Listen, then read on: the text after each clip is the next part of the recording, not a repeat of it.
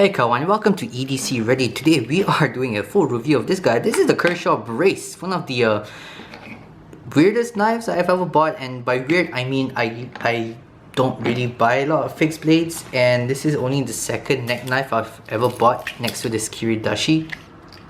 So now I'm going to do a full review of this guy. You guys have already seen the unboxing. If you want to know my first impressions, you can check that out on my channel. But now let's get into this knife. This knife is very cheap. This is about $23 I think on Blade HQ. The MSRP price is $37 on Kershaw's website, so it's a very inexpensive knife. But first, let's get into some dimensions, because I think that is very relevant when it comes to neck knives, or knives you want to carry because they're really small. The knife itself is coming in at 28 grams, which is 0.99 ounces, and then once you include it with the included sheath, which is very nice, and the lanyard that comes with it, it comes in at 48 grams, which is 1.69 ounces, and I like that because, yeah, I like the number 69, sue me. Okay, let's do some other measurements right now. We have here a caliper. There we go, it's on. I'm going to start off in inches first. So the blade itself, it is, depending on how you want to measure it, it is 1.9 inches, or we're coming in at 48.5 millimeters. The handle length is coming in at about 78 millimeters, or just over or right around 3 inches, depending on how you want to measure it. And then the place that you will grip, which is in this area right here, comes in at, let's see now, it comes in at just under 2.5 inches, or 63 millimeters. And let's talk about the thickness. Thickness of the blade is very thin, 2.9 millimeters, or 0.11 inches. And then over here at the handle, we're coming in at 0.26 inches, or 6.7 millimeters. Let's see now, let's talk about the height. Height can be a thing here. Let's measure at its thinnest measurement right here, which is around 12.2 millimeters, or 0.48 inches, which is actually the same thickness as almost the same thickness as the Para 3 lightweight, like in its entire thickness. And then the height of the blade here is coming in at 0.79 inches, or just over 20 millimeters. Now also just want to talk about it with the sheath, in case anyone's wondering. Let's just put this guy in. The sheath height is coming in at, there we go, it's coming in at 47 millimeters, right around there. Let's measure it more consistently. There, 47 millimeters, 1.84 inches. Thickness is coming in at 0.31 inches, or 8.1 millimeters. And the length of the sheath itself is just a little bit, I mean, it stops here, so it's going to add on to about 77.5 millimeters, or just over 3 inches in length. So that's it. Let's do some size comparisons. Some very known size comparisons. Para 3 lightweight, very popular size. Everyone knows like how Para 3 is. Para 3 lightweight kind of has the similar sizes in general. As you can see, very short. Okay, very small, very thin, and very light. Let's compare it against the Benchmade bug out. As you can see here, there we go, very small. The thickness, they are right around the same thickness. Maybe the bug out is just a wee bit thinner, but you can't really tell because of all the rounding they have here. Okay, so let's get into the review from tip to butt. But first, let's talk about the sheath. I really like the sheath. This is just a plastic sheath that is molded, and it comes with this little paracord neck thing that you can have, that you can put around your neck. It has a little spring-loaded keep here that you can adjust the height or the length of it, so you can adjust it to your particular preference. I really like this for a few reasons. Number one, it looks quite nice. Number two, it's very thin. And number three is that this is actually ambidextrous. You can put it in this way and it sticks, and then you can put it in this way and it sticks, and it sticks well. To be honest, I've worn this guy around my neck while doing chores like vacuuming and mopping. I've worn this around my neck while sleeping. It has never fallen off. But it does have something that I would... It lacks something that I would like, which is it lacks a nice click. There's no like... Yeah, this is just a very soft like... Yeah, there's no like click like what I've expected from other Kydex sheaths by SEs and all that in the past. It does miss out that, I do miss that little click, a more solid click. That being said, it has kept in around my neck whilst I was going around doing chores around the house. So that's nice. I've worn this guy once while jogging and it didn't fall out, so that's good. Let's talk about this lanyard. You can use this to put it around your neck. I am not a fan of the lanyard feeling around my neck just because I feel like it gets a little bit itchy. I do prefer the ball chain which you get off of this guy, or pretty much you can get this guy in any hardware store. I've replaced it before. I prefer it much better with a ball chain. That being said, another thing I like about the sheath is that you have these 6 holes here and then you have these little slits here. So I have in the past, in the process of this review, just remove this, take out the lanyard, and then kind of just tie it around this. So what I get is a much more beefy sheath because I have the paracord all around it. So it's a bit beefier, but I can also carry it scalp carry. Scalp carry is when you wear it on your belt horizontally up to the up to your waist, and that's how I prefer to carry this guy. Definitely, it's up to you. You can carry it on or in a backpack. You can just tie this to the shoulders of your backpack. You can carry it around your neck. I prefer scalp carry, which is I wrap this around the sides here and then stick it onto my belt vertically. I think that's the most comfortable way for me. Now, let's get into the knife. Okay. Let's zoom in a little bit because this is a really tiny guy. This guy right here is coming in at just under 2 inch in terms of blade length. The steel itself is 8CR13 MOV, and what's great about this is that the 8CR13 is from tip to butt because this is of course a full tang knife, and a full tang knife means that, well, it's pretty much one piece of metal that goes from tip to butt. 8CR13 MOV, to be honest, is very much the bottom of the barrel side that is acceptable for most knife geeks. I have no problem with 8CR. I think that if the price is low enough, 8CR is going to be a good knife blade steel to use. Now, it's going to dull out. You're going to need to strop this or sharpen it quite often. Luckily, it's quite easy because it's just a basic drop point. And 8CR13 MOV, it's a relatively soft steel. It's not 20CV or S30V, so it's going to be pretty easy to get back up to hair popping sharp. It is stainless, which I really appreciate, because if this is going to be on your neck, you're going to be sweating on it. You might, if it's going to be like in D2 or something, it's going to rust from your sweat. But 8CR13 MOV is going to be a little bit more resilient, not the most resilient. You know, I would love to see a high-end version of this in like Vanex or LC200N or even H1. H1 for a neck knife, I think it's going to be perfectly fine. It's just never going to rust on you if it is those steels. But just keep that in mind. Okay, next up. I really like this blade. This blade is a hollow ground, so it comes to a very nice thin edge, coupled with the fact that it starts off with a nice thin blade stock. This guy comes to a very slicey edge. I just want to share with you guys what I've used this for. I've used this to cut open boxes.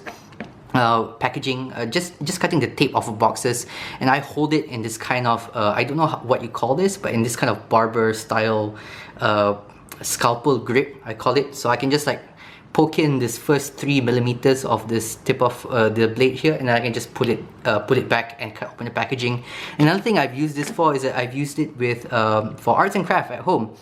When I'm around my daughter, I would rather not carry something big and pokey like this. I would use something a little bit smaller like this guy. You get a little bit more control. It's a little bit smaller, and I cut up some plastic bottles with my daughter to create a little plastic bottle boat. Now, that being said, I was the only one using this knife. My daughter is 3, she's too young to use it, but it did its job quite well. The hollow groundness, it has this great edge geometry, and then it just sliced through those plastic bottles, no problem. But yeah, keep that in mind. 8CR13 MOV, not going to be the most, it's going to be not going to be very edge hard retention holding. It's not going to be as hard as you would like for long periods of cutting tests, but it is a small knife. Now, let's go up a little bit onto this blade. The back of the knife here, you have some really nice jimping. This jimping here is rounded at the edges, which I'll get to more a little bit later on. Nice and rounded, but you still get a lot of good traction at the peaks of this jimping. So you can really use this in kind of like a saber grip. Which is how I would use this if I'm doing like wilting or something of that nature. I would actually just grip it like this, 3-finger grip, and then have my thumb up in here. So the jimping here is perfectly placed for these kind of like rolling cuts, this kind of wilting or carving cuts. Perfectly designed for that. Now, the tip of the blade is actually quite pointy. It has a nice needle point to it because of this hollow ground, thin blade, and it has a nice swedge at the top here. Nice little flat swedge up there, which is flat here, and then you get a nice pointy tip right there. There we go. It's nice pointy tip, and then this is pretty good for piercing. You have a nice little sharpening choil, which is going to be helpful because if you're going to use this a lot, you're going to be sharpening it a lot. Let's talk about the rest of the metal around here. Now, you have blades that are satin finish, like this guy.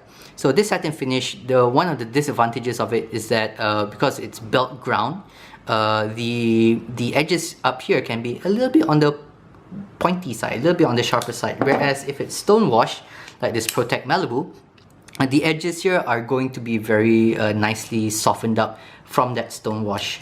This guy, not only is it Stonewash, not only is it chamfered, but it is rounded.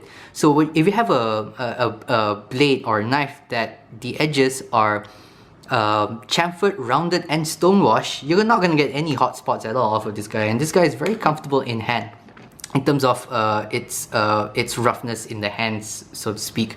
There is no area here that is sharp other than the part that needs to be, which is the edge, and then everything else is just nice and rounded and chamfered and Stonewashed. It feels buttery smooth in your hand. Even the insides of the handle here, even these parts here and these parts here, you get this kind of nice chamfered, rounded Stonewash feeling, and it's just butter smooth in your hand. Couple of things I don't like about the blade. I wish the jimping extended back a little bit, because sometimes I have a tendency to hold back a little bit. Like when I was cutting up those bottles, I was kind of holding it more here because I wanted a little bit more blade length rather than up here. I wanted a little more blade length, so I would have liked it if this was either extended or they had another portion here. Now, how do you hold this knife? There's a few ways you can hold it. You can hold it like a basic hammer grip, okay, like that. Okay, which is the least comfortable because like you don't have your pinky to stabilize it very much. You don't really have any place to grip with your pinky, so it kind of rocks back and forth a little bit. You can do a little pinch grip, which is something I like, and it's quite nice if you want to do some precision cutting. But my favorite grip on this guy is this kind of scalpel grip, which I really like, which is I'm using my middle finger, holding on to this jimping at the bottom here. Thumb goes into this little hole for added stability, and then my finger on the tip here. And then this is kind of my favorite way to use this guy. It's kind of like a scalpel. In that sense, it's very good ergonomically when it comes to knives. Although I gotta say that this is a very small knife. I have small hands. I wear a size S glove, and if you have small hands, or if you're maybe a young kid, maybe 12, 13, 14, it's gonna be a great knife for you to kind of have on you just in case. Okay. Moving back a little bit, there is one part that is a little bit too smooth, which is the jimping back here. You have some jimping here, and then you have some jimping here. Because it is rounded and Stonewashed and chamfered, it's like there's no grip at all. It's like it's better than nothing to have a little bit of jimping there, but I would have liked it to be somewhere between this tactile, and this smooth. Like somewhere between here and here is a much better medium, so that I can actually use that as to increase the traction on the knife a little bit better.